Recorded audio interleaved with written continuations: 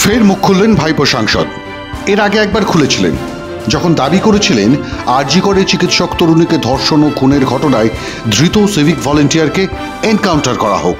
যদি পারিপার্শ্বিক প্রমাণ তথ্য আপনার বিরুদ্ধে হয় তাহলে হয় এনকাউন্টার করে মারা উচিত, নইলে ফাঁসির মঞ্চে নিয়ে গিয়ে ঝোলানো উচিত। এই সমস্ত লোকেদের সমাজে থাকার কোনো অধিকার নেই। তারপর আরজি করের প্রাক্তন অধ্যক্ষকে ঘিরে যখন ক্ষোভ চরমে ওঠে তখন প্রশ্ন তুলেছিলেন কেন সিবিআই গ্রেপ্তার করছে না সন্দীপ ঘোষকে। আজকে নেই নেই করে 14 দিন অতিক্রান্ত, যারা সন্দীপ ঘোষের অ্যারেস্ট নিয়ে দাবি তুলছিল, কেন 14 দিন এই খুন আর ধর্ষণের মামলায় সন্দীপ ঘোষ অ্যারেস্ট হয়নি, সিবিআই কে জবাব দিতে হবে। আর এবার আরজি কর ঘটনার 28 দিন পর নিজের এক্স হ্যান্ডেলে ফেস সরব রাজ্যের টুইট যুবরাজ। তিনি জানিয়েছেন অবহেলার কারণে মৃত্যু হলে তা অপরাধযোগ্য হত্যাকাণ্ডের সমতুল। যদি প্রতিবাদে চালিয়ে যেতে হয় তা গঠনমূলকভাবেই করা উচিত। সহানুভূতি এবং মানবতার সঙ্গে লড়াই চালানো উচিত, যাতে আন্দোলনের কারণে কোনো অবহেলা না হয়, কারো প্রাণের ঝুঁকি না হয়। অভিযোগ কি? পথ দুর্ঘটনায় কোন্নগরের আহত এক যুবক নাকি বিনা চিকিৎসায় মারা গেছেন আরজি করে। মৃত্যুর ঘটনা সামনে আসতেই দ্রুত তৃণমূল কংগ্রেসের স্থানীয় নেতারা তার বাড়ি যান এবং আচমকাই নিজের এক্স হ্যান্ডেলে সরব হয়ে ওঠেন ভাইপো সাংসদ। তার প্রথম দাবিটাই ধরা যাক, অবহেলার কারণে মৃত্যু হলে তা অপরাধযোগ্য হত্যাকাণ্ডের সমতুল। স্বাভাবিক কারণেই প্রশ্নটা উঠছে, আরজি কর মেডিকেল কলেজের চিকিৎসক তরুণের মৃত্যু কি অবহেলার কারণে নয়? তা কি অপরাধযোগ্য হত্যাকাণ্ডের সমতুল নয়? সকাল 9টার মধ্যে পুলিশ আসবার আগে সন্দীপ ঘোষের ঘনিষ্ঠ বাহিনী কি করছিল সেখানে? সেমিনার রুমে কেন police crime scene cordon off করেনি? কেন সেখানে এত বাইরের লোকজনকে ঢুকতে দেওয়া হয়েছিল? এটা কি তদন্তে অবহেলা কারণ নয়? এটা কি অপরাধযোগ্য হত্যাকাণ্ডের সমতুল মনে করেন না?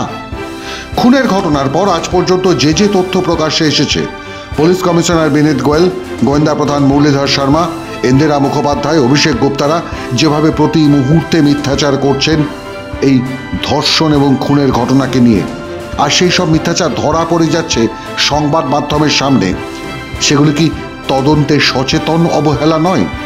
প্রমাণ লোপ করা কি অপরাধযোগ্য হত্যাকাণ্ডের সমতুল নয়? যেভাবে রাজ্য সরকার আরজি করের অপরাধীদের বাঁচাতে কপিল সিব্বল সহ 21 জন আইনজীবীর বাহিনী সুপ্রিম কোর্টে দাঁড় করিয়ে মানুষের ট্যাক্সের টাকা খরচ করছেন, তাতে স্পষ্ট আরজি কর কর্তৃপক্ষের সচেতন অবহেলা মৃত্যু রহস্য উদ্ঘাটনকে আড়াল করতে কতটা মরিয়া রাজ্য সরকার। এটা কি অবহেলা নয়? অপরাধযোগ্য হত্যাকাণ্ডের সমতুল নয়? অথচ আরজি করের এমএসভিপি জানাচ্ছেন আরজি করের আন্দোলনের জন্য কোনো অবহেলা হয়নি রোগীর, যেটা ভাইপো সাংসদ দাবি করছেন। বরং কোন্নগর থেকে রেফার করে পাঠানো রোগীর প্রায় 3 ঘন্টা চিকিৎসা হওয়ার পর তিনি মারা গেছেন। 40 AM আমাদের এখানে ভর্তি হয়। অবভিয়াসলি এটা ঠিক রেফার্ড পেশেন্ট, পলিট্রমা পেশেন্ট ছিল। আমাদের efficient team of surgeons and অর্থোপেডিক্সের team, trauma care in short, তারা সবাই একসঙ্গে সিনিয়র ডক্টরস ওনাকে সঙ্গে সঙ্গে অ্যাটেন্ড করেন। যা যা ডিজিটাল এক্সরে করা সমস্ত এক্সরে করা হয়। পরবর্তীকালে পেশেন্টের যা যা ট্রিটমেন্ট প্রোটোকলস পাওয়া উচিত এভরিথিং ওয়াজ গিভেন। পরবর্তীকালে ওনার একটা বড়সড় head injury was suspected and probably ছিল, because he was referred for the আমাদের সিটি স্ক্যান করতে গিয়ে দেয়ার ওয়াজ অ্যান হাইপোভোলেমিক শক, এবং ওই হাইপোভোলেমিক শকের সময় ওখানেই গ্যাসপিং শুরু হয়। You are very sorry to inform, after 3 hours of continuous attempt, 8:40 থেকে অলমোস্ট 12টা অবধি, around 12:30 the patient breathed his last way. But এটা পুরোপুরি ভুল খবর যে patient was unattended, because I have got the entire BHT যে উনি কি কি ট্রিটমেন্ট পেয়েছিলেন বা যেগুলো পাওয়া উচিত। অ্যান্ড আপাতত যেহেতু it was a police case, পরবর্তীকালে the cause of death to be determined by the postmortem examination. তাহলে ব্যাপারটা কি দাঁড়ালো? কোন নগর থেকে কেন রেফার করতে হলো রোগীকে? কারণ মূল প্রশ্ন হলো, যে পরিমাণ চিকিৎসক রাজ্যে থাকার দরকার সে পরিমাণ চিকিৎসক রাজ্যের হাসপাতালগুলিতে নেই। কারণ 2018 সাল থেকে বিডিএস এবং 2020 সাল থেকে এমবিবিএসে কোনো নিয়োগ করা হয়নি রাজ্যে। প্রচুর চিকিৎসকের শূন্য পদ খালি পড়ে আছে রাজ্যের হাসপাতালগুলোতে, ভ্যাকেন্সি আছে, নিয়োগ নাই। করেনি কে? রাজ্যের সরকার। সে রাজ্যের স্বাস্থ্যমন্ত্রীকে মুখ্যমন্ত্রী স্বয়ং। অতএব অবহেলা কার? এটা কি অপরাধযোগ্য হত্যাকাণ্ডের সমতুল নয়?